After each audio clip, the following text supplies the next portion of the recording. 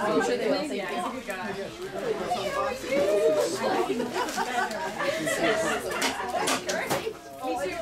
Now, here we are with Rosemary, author of her latest book, Taste of Canada. Now, first of all, what number of book is this? This is number 10. 10. Fantastic. My first book was published in 1979. And it was that, remember that little Christmas book? Oh, do I remember? That was a fantastic and it sold book. and sold as well. And It's reprinted. forever. Yeah. Now, we had you, we opened in 1983, and you're special to us because, why? I was the first one to sign books, and you gave me a bit of a launch party, as We I threw a little recall. launch party. We were so nervous, but we were very excited, and here we are 25 years later, still launching what I think is even... 25 years yeah, it later. is. Almost 30 years later. Gross. Yeah. But I still think though, this is, I mean, I love your recipes. I mean, they're so good. But over the course of 25 plus years, you must have seen a huge change in Canadian food writing and Canadian taste. So what have you noticed that we're developing? Well, actually, we were developing more of a cosmopolitan taste for sure. And just from the point of view of the physical writing of the book, I remember when I did my first book, I did it on the typewriter. Can you imagine? Say typewriter if you don't even know what a typewriter is. Say, all those clunk, clunk, clunk, and whiteout paper. And I did my index on index cards, which is unbelievable now with the computer and everything. But I think the cooking itself and the young chefs who are coming along is just much more exciting these days.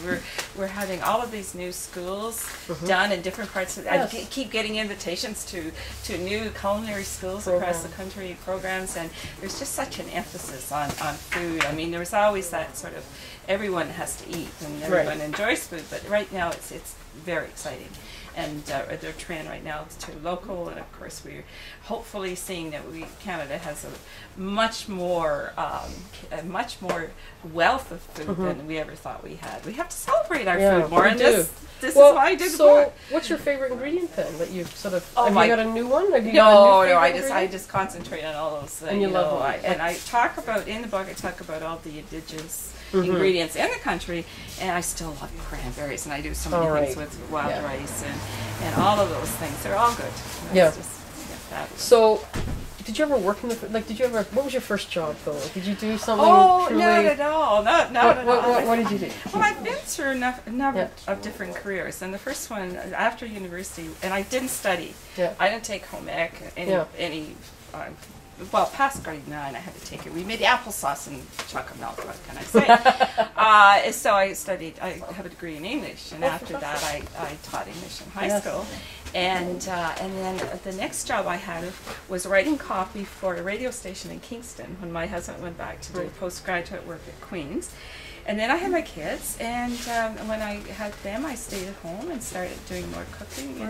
But I grew up on a farm, and I very early on knew how to preserve, how to make pies. I mean, by osmosis, you were learning it all, but didn't realize it. Yeah, exactly. We had our own huge garden, so I looked after. So you must find it interesting now that this whole new, it's almost big business now, local foods, and you must. I mean, how did a generation miss this? Exactly. So we're going back. I mean, we were on a self-sustaining farm. We had all our own everything. We made our own butter, bread. Had our own meat and so on. I can even remember before home freezers, we would rent a freezer in town 9 miles away, and we have a beef or something that we kill, and we have to drive in 9 miles to get our Sunday roast. Is that right? Yeah. So, but everything was local. It was just. And it's nice that we're getting back to that, except that, don't take it too extreme. So we still have to enjoy those wonderful things. Well, who's going to give up lemons and things like that? Those things that we don't grow. But you can incorporate it into local recipes and local things. And that's actually what I've tried to do in A Taste of Canada. It's Incorporate, new tastes and new ingredients, and that's we're all from somewhere else, and we have to enjoy all that food. Well, that's great. Thank you, Rose. That's wonderful.